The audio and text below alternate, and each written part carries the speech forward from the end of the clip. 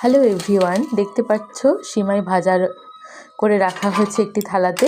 আজকে আমাদের বাড়িতে সিমাই রান্না হচ্ছে, তো ওই জন্য একটা কড়াইয়ে দুধ জাল দেওয়া হয়েছে। দুধটা ফুটে ওঠার পরে সিমাইটাকে দিয়ে দেওয়া হচ্ছে। এখন সিমাইটা দেওয়ার পরে ভালো করে যখন দুধটা ফুটে উঠবে সিমাই সমেত, তারপরে গ্যাসের ফ্লেমটাকে অফ করে দিয়ে আমরা একটু এলাচের গুঁড়ো ছড়িয়ে এই সিমাইটাকে 5 থেকে 7 মিনিট মতো রেস্টে রেখে তারপরে সার্ভ করব।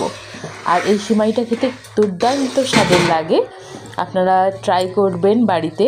আর আমার চ্যানেলটির পাশে থাকার জন্য লাইক, শেয়ার অ্যান্ড সাবস্ক্রাইব করবেন প্লিজ। সবাই আমার পাশে থাকবেন।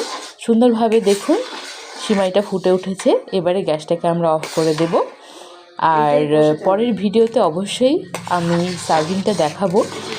আর ধন্যবাদ অনেক আমার পাশে থাকার জন্য। এভাবে আমার পাশে সবসময় আপনারা থাকুন।